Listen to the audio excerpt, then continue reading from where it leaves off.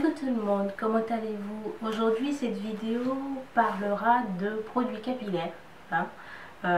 Dans la série des produits capillaires, je vais vous présenter tout ce qui est produits faits maison et produits bio que j'utilise.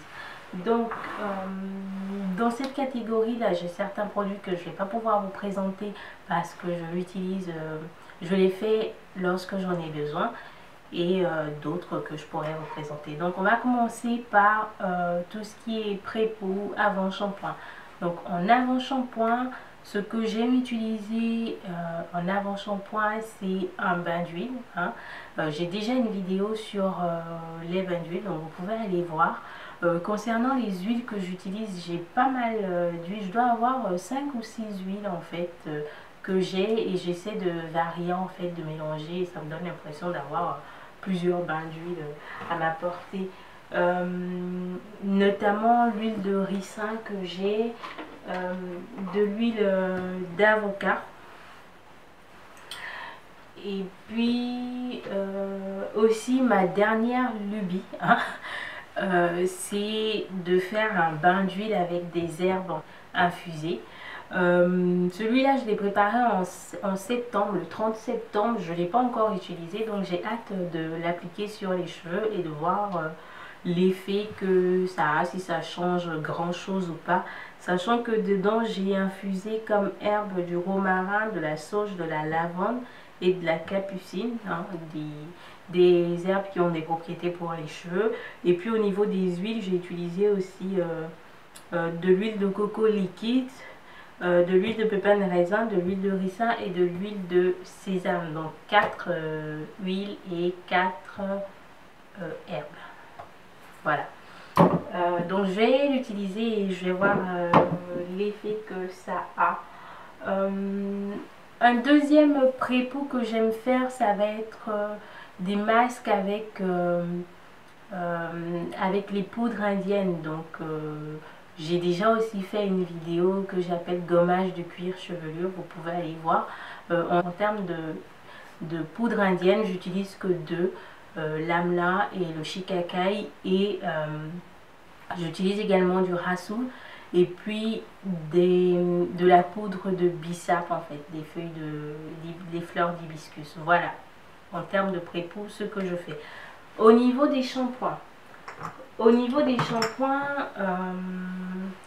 mon shampoing fait maison que j'aime bien utiliser, c'est avec le savon noir liquide dans lequel je rajoute du gel d'aloe vera, et des fois, ça c'est un peu optionnel, je rajoute du miel aussi dedans. Donc pourquoi je rajoute du gel d'aloe vera? Ça a été une expérience fortuite que j'ai faite de manière, voilà, j'ai eu une petite élimination et j'ai fait cette expérience et je l'ai appliquée sur mes cheveux, et je me suis rendu compte que c'était un shampoing qui était super doux en fait. Ça contraste réellement avec le savon noir liquide utilisé pur. Faites l'expérience, vous m'en direz des nouvelles. Pour celles qui se lavent les cheveux de manière inversée, à savoir comme moi, je mets mon après-shampoing ou je mets un masque et après je vais me laver les cheveux. Lorsqu'on laisse poser le masque ou l'après-shampoing, on a les cheveux qui sont super doux. Et le gros inconvénient, c'est que quand on utilise un shampoing qui est très décapant, en fait, on a toute la douceur apportée par l'après-shampoing qui est ruinée d'un coup. Par contre, lorsque moi j'utilise le savon noir liquide couplé au gel d'aloe vera dedans, que je me lave les cheveux, c'est comme si j'avais rincé mes cheveux en fait avec de l'eau. J'ai la douceur de l'après-shampoing qui reste, donc grosse découverte, gros coup de cœur pour le savon noir liquide modifié en termes de shampoing. J'ai deux autres shampoings bio que j'utilise, notamment celui-là de chez Leclerc, de la marque Bionaya en fait, qui est cosmétique bio, shampoing bio. C'est dommage qu'il n'ait pas toute une gamme en fait, soit un masque bio ou un après shampoing bio.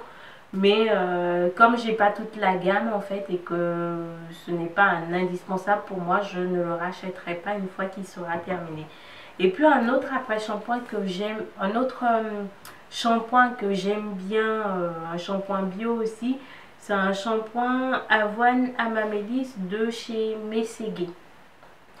Ils ont un site internet, ils font les shampoings, ils font pas toute la gamme aussi, c'est dommage, mais il est très très doux aussi. En tout cas moi j'ai constaté qu'il était assez doux sur les cheveux. Donc je rachèterai s'il finit. Il est à 4 euros, un peu cher. 200 ml il est à 4 euros et en tant que produit bio en fait c'est pas si cher que ça, mais voilà. Et moi je me le suis procuré chez Jiffy, ils ont tout un petit rayon de produits de chez Messeguet, notamment des produits sur des produits corporels, de pommade, et puis des huiles essentielles aussi de la marque Messeguet, mais je n'achète pas mes huiles essentielles chez Messeguet parce qu'elles sont plus chères qu'à Amazon. Voilà, le shampoing c'est ça. Donc après shampoing, j'ai pas d'après shampoing que je fais moi-même qui m'est marqué en fait. Donc je vais squeezer cette partie et parler des masques en fait, qu'on peut catégoriser aussi dans les après shampoings. Donc au niveau des masques que j'ai deux masques protéinés que j'affectionne, mais je peux pas vous le présenter. En premier temps, le premier masque protéiné que je fais, c'est rajouter tout simplement de la phytokératine en fait dans un après shampoing ou dans un masque et l'appliquer sur mes cheveux. Voilà, ça j'aime bien faire ça, c'est super rapide à faire, pas de souci. Deuxième masque protéiné qui est un peu plus loin à faire mais qui vaut vraiment le détour parce qu'il est génial en termes de produits. C'est un masque de chez Aromazone qui s'appelle Simplissime, que j'ai modifié, dans lequel j'utilise du lait de coco, de l'huile de coco et du PTMS, donc 3 produits uniquement. Il est tout simplement génial. Quand je l'utilise, il rend mes cheveux doux comme du coton, c'est hallucinant. J'ai été bluffée la première fois que je l'ai utilisé et depuis je l'ai inséré dans ma routine. C'était pas un soin protéiné, je le ferais tout le temps. Deux autres poudres que j'utilise, mais là pour me démêler les cheveux quand je les ai vraiment, quand ils sont vraiment entremêlés, mais entremêlés de chez entremêlés comme on dit chez nous là.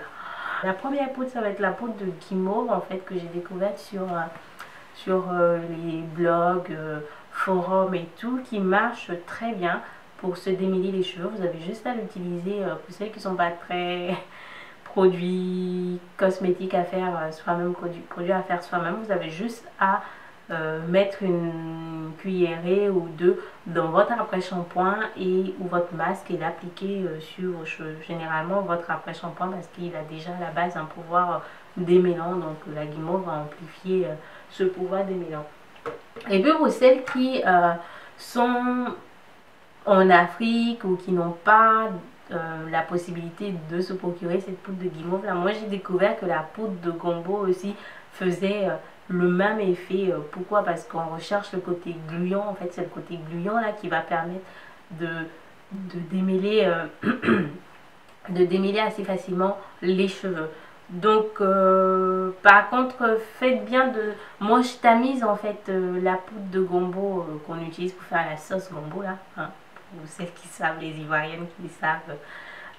Moi je tamise encore parce que c'est vraiment pas plaisant d'avoir des grumeaux en fait, des grains de Gombo dans les cheveux. Donc c'est de la poudre de Gombo séchée, voilà, que je tamise dans un tamis vraiment très fin pour pouvoir avoir une poudre sans grains et que j'utilise dans mon après-shampoing aussi. Je touille tout ça et puis j'applique sur les cheveux, notamment quand ils sont vraiment très entremêlés là, avec le Gombo ça marche très bien.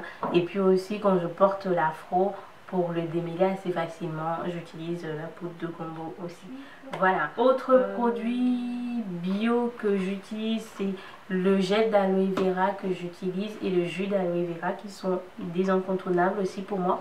J'utilise pas le gel d'aloe vera pur sur les cheveux, je le mélange pardon, je le mélange à ma crème capillaire pour pouvoir l'appliquer sur mes cheveux. Ensuite, au niveau des beurres que j'utilise, j'ai 3 beurres que j'utilise, mais pas uniquement pour les cheveux, je l'utilise aussi pour le corps, pour des baumes à lèvres, pour des sticks déodorants, voilà. Ça va être le beurre de cacao, le beurre de mangue et puis le beurre de karité. Voilà, trois beurres que j'aime bien utiliser, sachant que le beurre de karité est le beurre incontournable chez moi. En termes de crème pour les cheveux, c'est la crème dont je vous ai déjà parlé sur la vidéo crème fait maison, donc vous pouvez aller voir la composition. Au niveau des lotions capillaires, j'en utilise pas beaucoup.